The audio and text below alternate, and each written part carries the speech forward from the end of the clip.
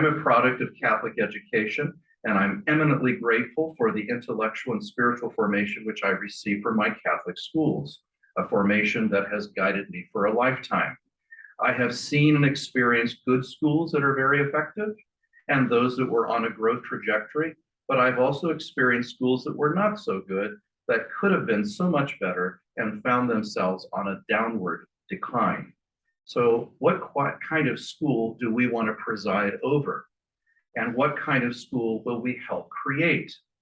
As we embark upon the journey to hone in on critical skills for Catholic school administration, I invite you to consider being a catalyst for healthy fiscal management, organizational efficiency, community building, and the advancement of the faith, and all can be done at the same time. I've done it, I know it's possible.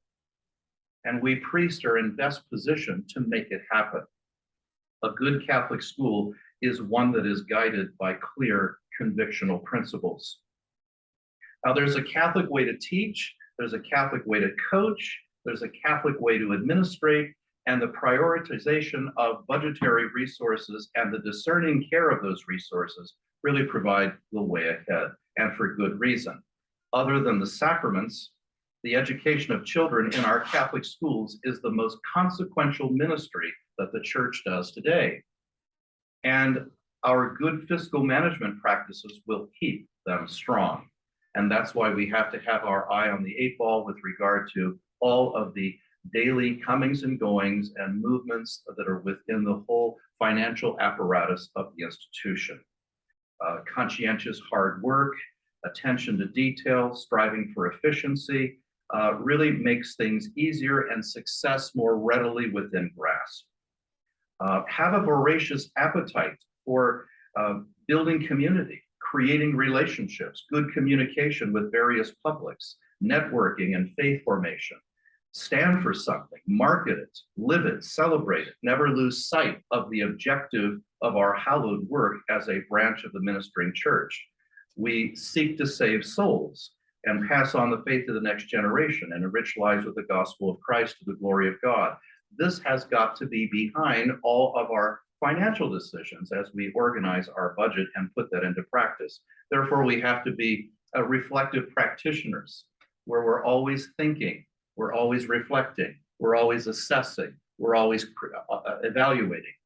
How are we doing in terms of our use of limited resources, or how are we cultivating even more resources in order to foster our distinctive program, our Catholic identity, and all of our resources should be marshaled to the completion of that goal. I had to make some tremendous decisions when I was called upon to be president of the high school. I went into the institution and quite frankly, it was hard to even discern, I'm sorry to use that word, that they were, that it was actually a Catholic institution. It was hard to perceive. It was hard to find the evidence of a Catholic institution. There were no identifiable Catholic features anywhere on campus. It could have been just a charter school. It could have been a public school with a Catholic name. One of the things we did was we, of course, and this is part of marketing, is that, you know, who are you? What are you about? Well, a lot of times what is on the walls and what you see in the hallways and what you see in terms of curriculum and personnel and the exterior and the interior, you know, there's the dynamics of the interior realities of the school, the exterior realities of the school, and then there's the cloud. So the interior realities have to do with the people that are there. It has to do with the curriculum. It has to do with the staffing. It has to do with the mission. It has to do with the activity, the plans, the structure. The exterior reality has to do with, does it appear obvious as someone were to come on your campus that this is an institution that is meant to be giving the Lord credence and supporting the mission of a church built in his name. Are we advancing the cause? Do we have religious art everywhere? Is it obvious that it's a Catholic institution? Are there crucifixes? Are there statues? Are there chapels? Are there things that speak of the Catholic ethos? That's part of the marketing. It has to be that obvious when you walk into a place that is actually a Catholic institution and it's identifiably such. Where do we begin, therefore, with this effort? It has to do with clarity and mission. We begin our efforts in Catholic school administration and their budgeting considerations, knowing what we stand for and what we're about. We need to know with clarity why we exist and what we're trying to do. For those in Catholic school leadership, they are the ambassadors and standard bearers for this unique mission. A clearly defined mission and purpose will give gasoline to the engine, which impacts every aspect of the Catholic school environment. Teachers, assistants, secretaries, receptionists, nurses, musicians, tuition account managers, maintenance staff, all must find their impetus and motivation in the distinctive mission and purpose of the Catholic school. So clarity in our mission will be the driving force behind the day-to-day and futuristic institutional planning. All of these things have financial implications. Clarity of mission will be the litmus test by which textbooks are chosen and curricula forged. Clarity of mission will inspire recruitment of future students and help them and their families become even ambassadors for the school. Clarity of mission will guide the marketing of the school, eliciting the engagement of both human and financial capital. So with regard to the topic of finances in Catholic schools, where does the money come from?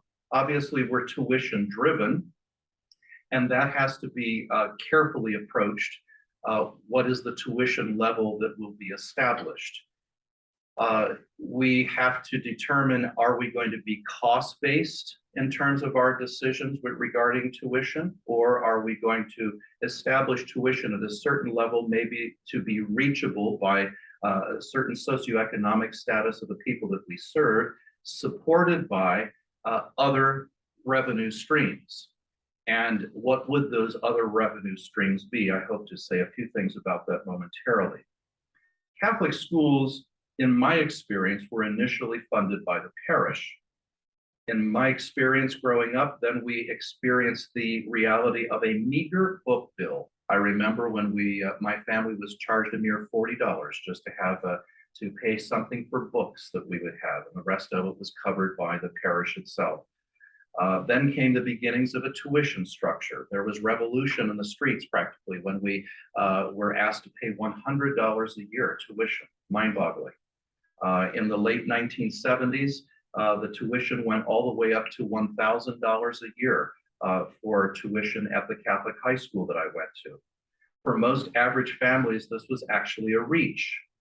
And I was at a high school at a time when literally 100% of 8th grade graduates from our area Catholic grade schools went directly to the regional Catholic high school. There really wasn't a problem filling seats back in those days.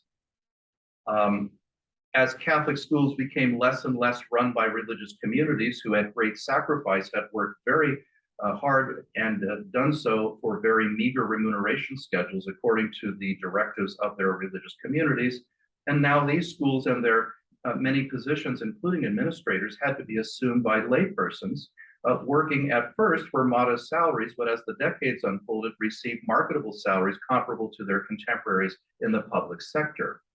So in my Archdiocese of Miami, we now are trying to match the salary base of those that are teaching in public schools. And my school in particular, we are now at 97% of matching that. So we've been trying to phase that in over the course of time. That hasn't been easy, but what that does is that certainly raises not only the remuneration schedule, but the likelihood that we will have stability in office for all of our teachers. They're not going to be, bailing from us and going to another school because they're going to get a better contract. We're basically at the same level that they would find anywhere else. The problem with that, of course, is that it then challenges the budget because then it potentially raises the tuition, and then it might take Catholic education out of the realm of reach of some of our families and their children. And this is what has to be addressed by differing realms of revenue stream cultivation. So The, the viability of Catholic schools, unless they are cost-based tuition and covered for in entirety, have to be supplemented by various types of fundraising. And so by the 1990s, the topic of stewardship was becoming common, as well as the term development. And regarding stewardship, the United States Conference of Catholic Bishops document on support for Catholic elementary and secondary schools underscored on page 7 the invitation to all Catholics to share in the apostolate of Catholic education, realizing that financial support as a means of responding to God's call to stewardship. This, of course, first of all, requires the sacrifice for tuition payments and fees, volunteer service, and economic support by the broader parish community to encourage the flourishing of the flagship ministry of the parish, which certainly is the Catholic parochial school. Now, regarding development, the bishops underscored their commitment to establish diocesan educational development offices concerned with soliciting funds from other outside sources and wisely investing monies. In a general way, development came to apply to the fundraising arm of the parish and the Catholic elementary and secondary schools. A full kaleidoscope of creative fundraising initiatives emerged, and in a specific way, development efforts were expected to include some form of endowment programs to be enabled. I stand on the shoulders of my predecessor 2 terms ago.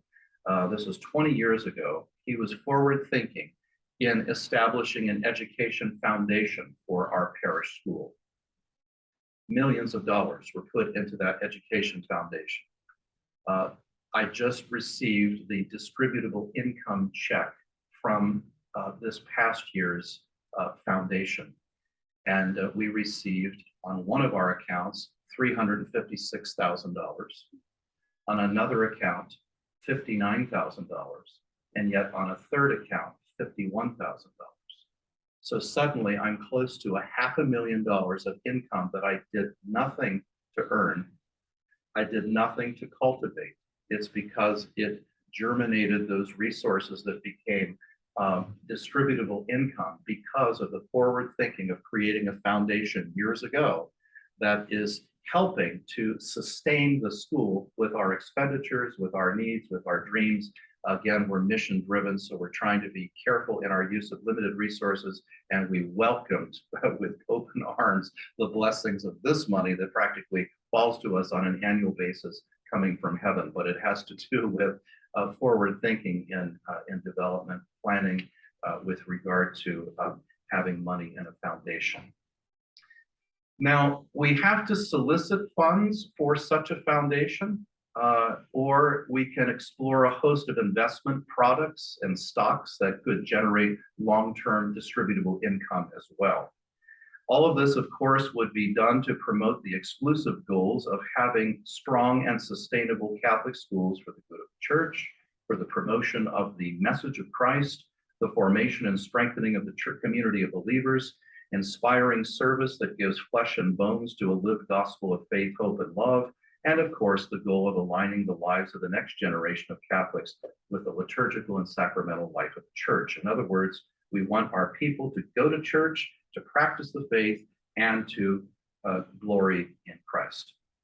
All of our financial initiatives, our plans, our decisions, stewardship models, development undertakings should clearly have these principles as their target objectives. This is our mission in Catholic schools. Otherwise, we risk, as I said before, becoming a Catholic school by name only. It's a private school with a Catholic name. So our specific mission must drive all administrative details, and this, of course, involves finances. Again, my job was faith and finances. How can you market a Catholic school and not be clear on the realities of the faith? Your identity has to be clear. If it is not clear, you have nothing to market. You may as well just close, because we stand for the distinctiveness of the mission of the Church. And so that is part of our marketing appeal, is that we're standing for something with such clarity. And the role of the priest is indispensable in assuring that Catholic identity and the resources that support the flourishing of the mission. So I'm of the opinion that a Catholic environment can be created when budgetary priorities reflect the mission. So My role is to do them both, the Catholic identity and the raising of money or assuring the financial strength of the institution. Now, what are some revenue streams? Number one, obviously, is tuition. And you have to use great care in discerning what you will determine as your schedule of tuition and fees. I will tell you, as a little caveat, unless you have a tuition contract with your students and their families, you may get to the end of the year and there's a certain percentage of people who claim hardship or they got lackadaisical in their approach to tuition payments, or they just became too casual with regard to following through on responsibilities. Get to the point where some kids even graduate from your program and they still haven't paid off their tuition accounts. And then you have people that have been with us for a month, 2 months, a quarter. Now they're into the second quarter, practically approaching the end of the first semester. They haven't made any payments. If they've made any payment, even if it's just been a little that they paid, they're way behind. They're in arrears. When I came to the current parish that I'm at, we were behind in arrears about $200,000. And you know, oh, happy fall for me as a brand new pastor to go into the parish. And my first obligation was to get control of this situation.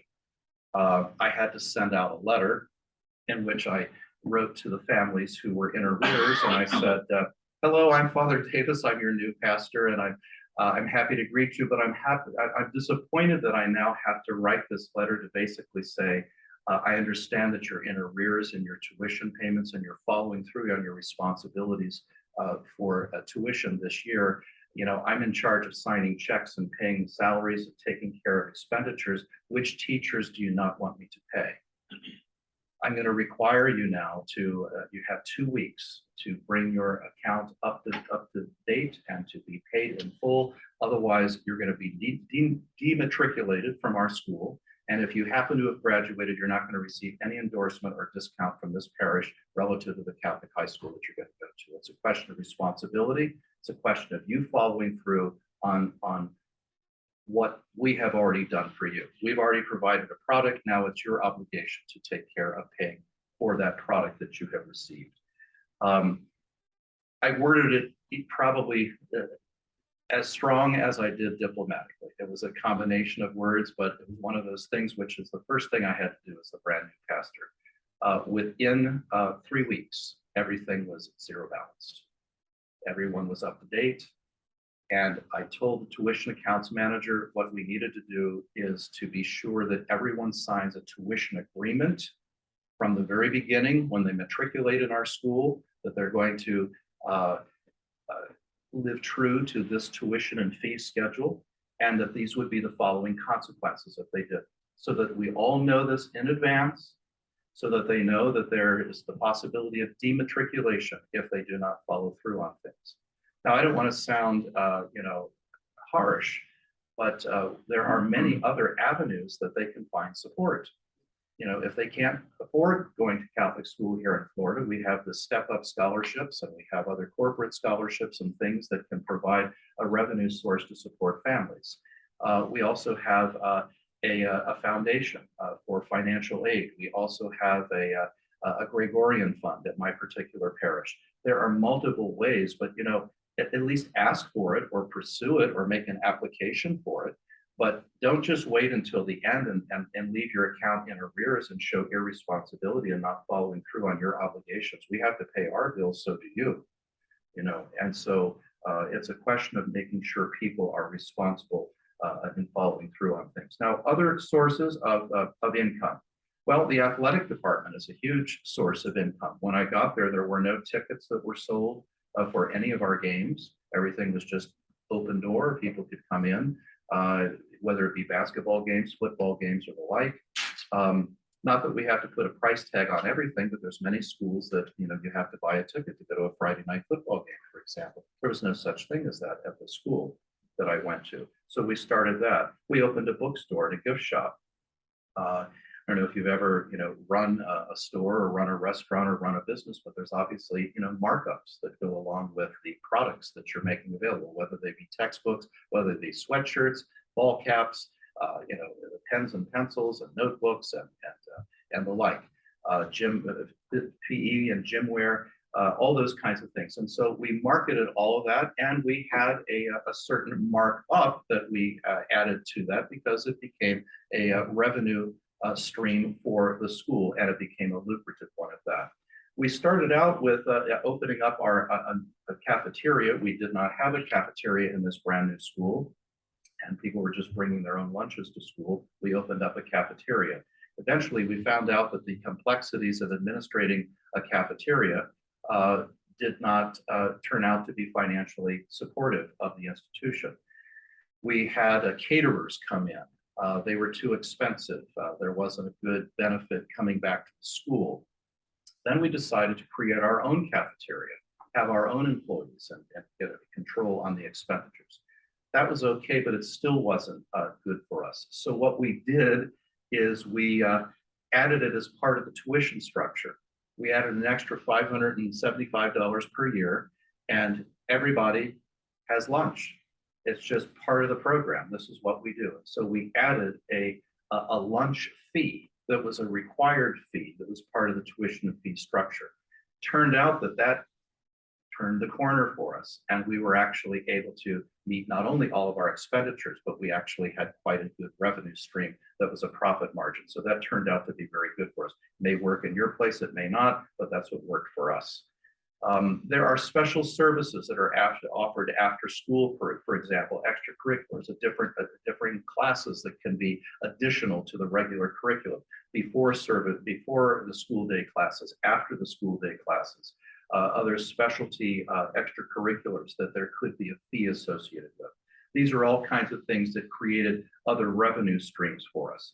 Now, with regard to the development office, your school should have a development office. Your parish should have a development office. Why is this important? Because we have to figure out ways to bridge the gap. If in the church branch of the parish operation, I only had to rely on the monies that came to us from the collection basket, there may be a gap.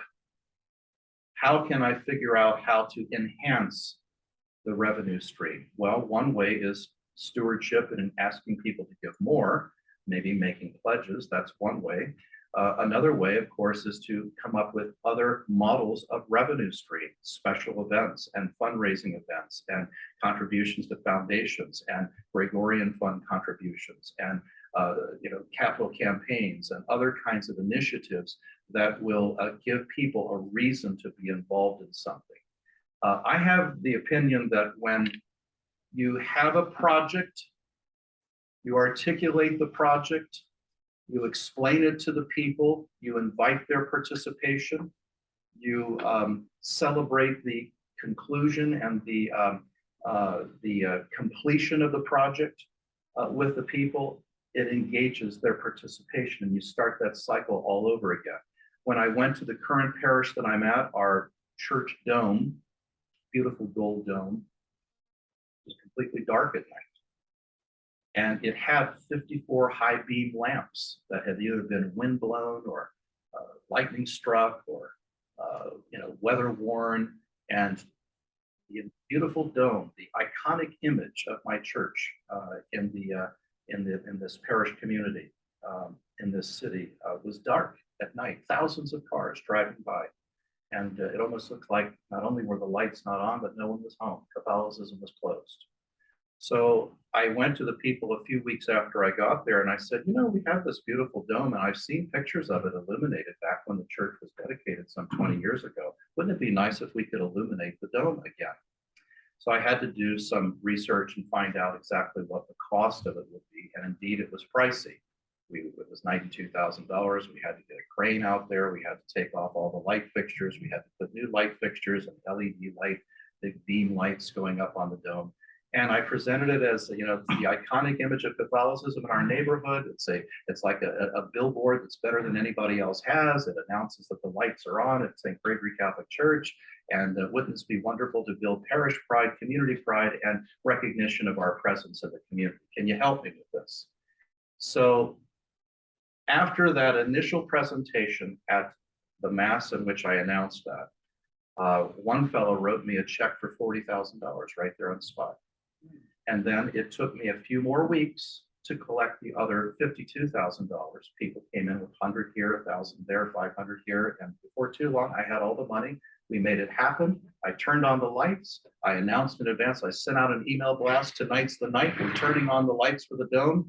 And it's now the pride of the parish that we now have our beautiful church illuminated at night. Why do I tell you this? Because you announce something, a need, you present it in an inspiring way, you ask the people's participation, let's do it together. Here's why it's important. Celebrate its accomplishments, and then you start over with your next project. It's the same sequence. It'll work every time.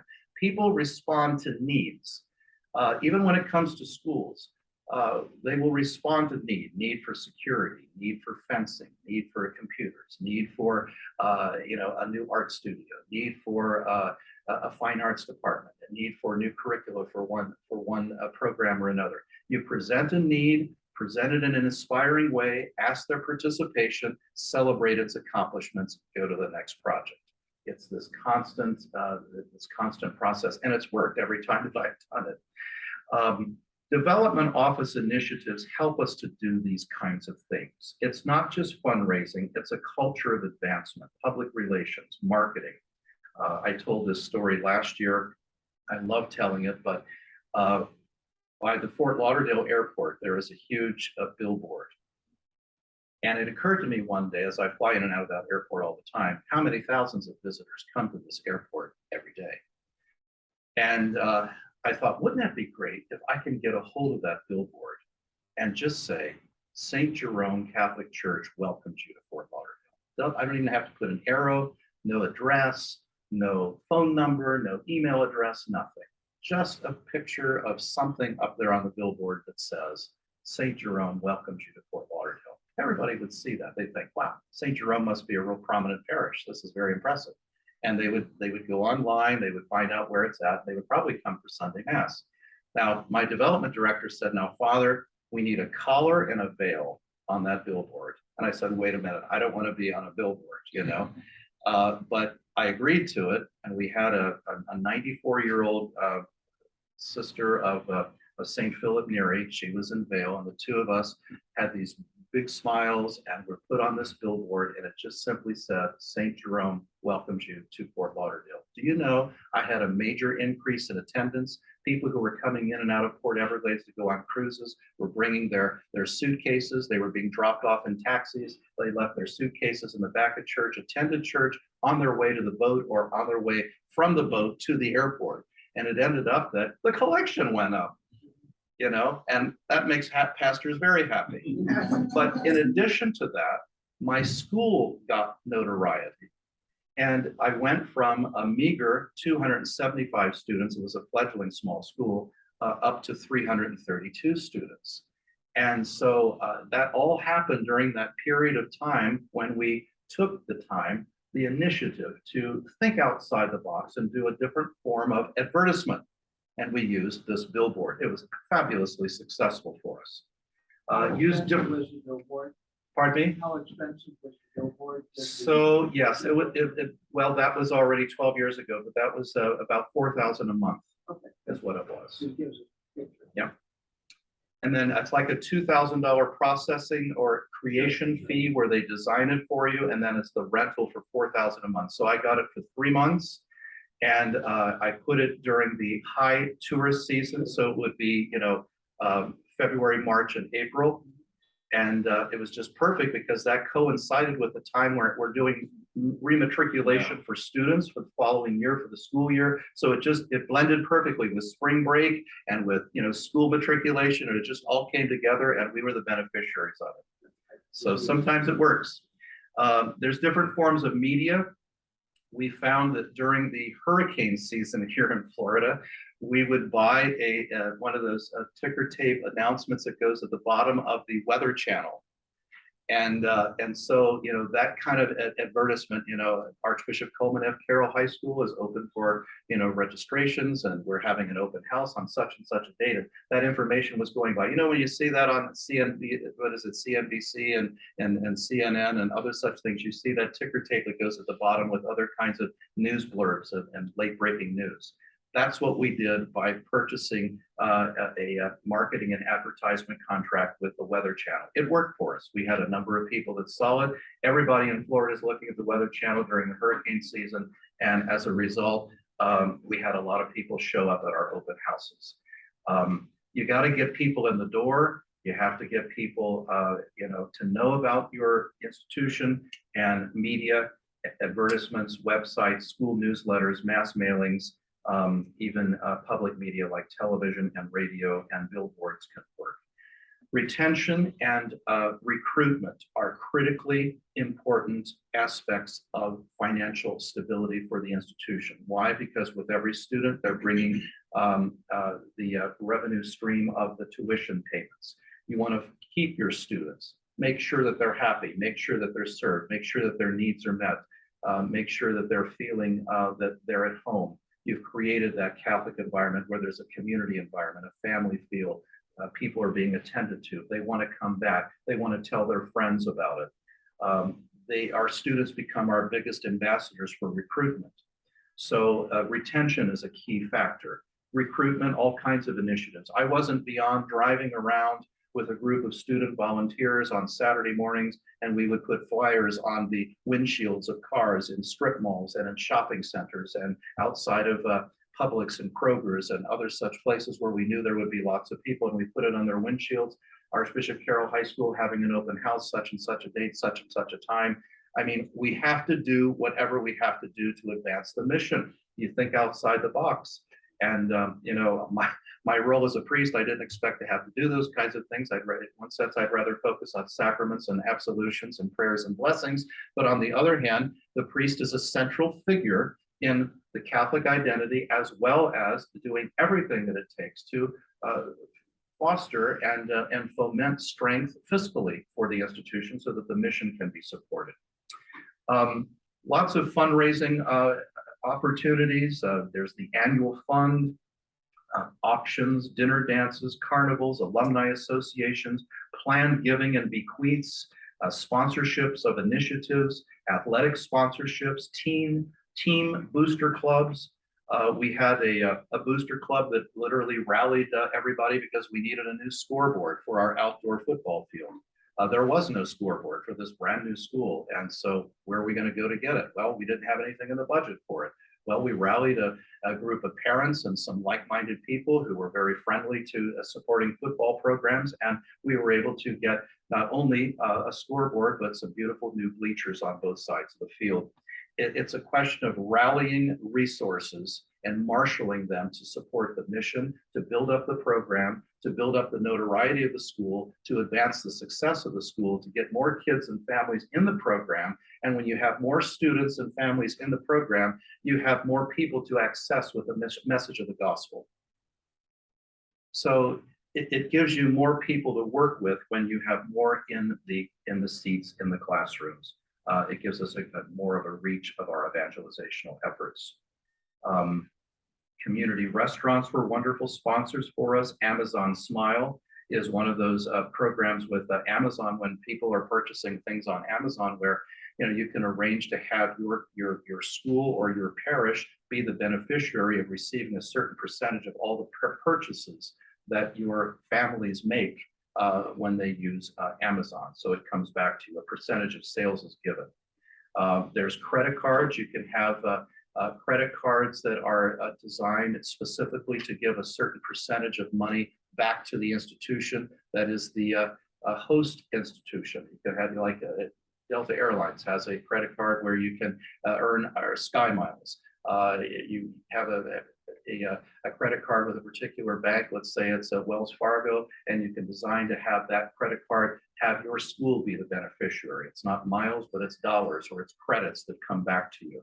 So you can have credit cards. If they open up bank accounts, you can have what's called a certain affinity account, where if you have your corporate account for your school or your parish at a particular bank, you can say, if you can inspire some of your publics to also open up a bank account at our bank, we'll give you X number of credits or benefits or advantages economically if they do that.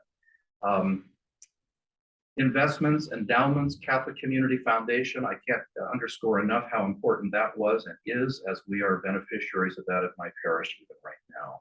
There's external supports to the budget, revenue streams, like parish subsidies, state corporate scholarships, grants, corporate matching funds for charities. Spontaneous donors come in to work on and underwrite very special projects that are articulated as priorities for the institution. Winding down now here, just want to say that a basic evaluatory fiscal principle is you always cut unnecessary and useless expenditures. You get rid of the dead weight that doesn't help advance the cause. In a discerning way, choose to spend money well, never spend more than what you have. If you're going to spend huge and precious amounts of money on having a Catholic parochial or secondary school, we certainly want to be sure that the Catholic character of the institution is clear. I don't want to spend all these millions of dollars on a school that's not going to advance the cause of Christ. I'd rather go work somewhere else, because don't waste that money on a project that is not going to help us advance the cause of the gospel. I mean, we have precious little time available to us. Let's use it well and use the resources we have to create a distinctively Catholic atmosphere, a curriculum that is done in concert with Catholic intellectual tradition, and we foster a Catholic liturgical community that draws young people into a relationship with Christ. Getting back to the point of the being in charge of faith and finances, so faith. I happened upon one summer when we were doing a curriculum review that a parent contacted me about a summer reading list of books that their children were asked to read from our English department. And we found out that there were a number of books that had some scandalous, if not erotic, materials that were part of the thematics of a given piece of literature, if you want to call it that. And it turned out that one of the titles of the book was How the Garcia Girls Lost Their ... So you could fill in the blank, but that was the title of a book. And then we found out that's exactly what the book was talking about. It was talking about these two girls having a summer fling and losing their virginity. Now, is this a thematic that we want to have, our Catholic school kids reading during summertime, describing two kids during their summer vacation, frolicking and doing all kinds of things that were totally immoral? So the priest is essential, as if nothing else, the last set of eyes to protect our kids and to protect the integrity of the mission and to protect what we're about. And so there's a certain safety net in having us present to be part of that. The mission of the church is the highest calling of our Catholic school administrators, and every one of us have to be on board, and priests particular. We have to have the outside looking Catholic, the inside being Catholic, and the cloud of public opinion around us reflecting that they know that we're Catholic, that we stand for something distinctive. The final thoughts about marketing, just as I conclude.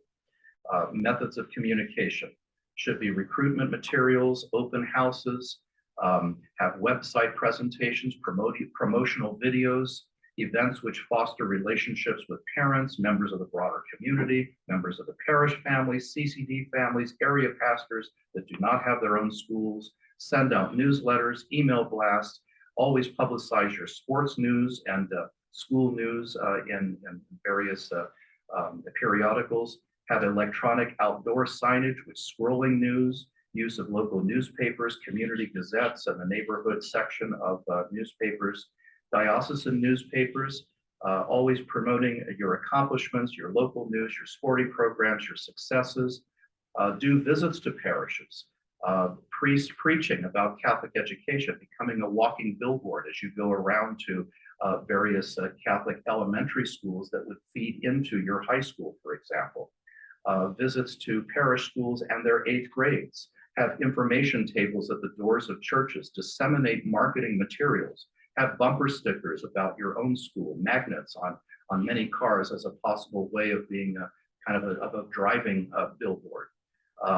mass mailings, weather channel, scrolling ads, as I mentioned. Contact the Chamber of Commerce. Make sure you're listed in the listing of all the various enterprises that are taking place in a given city.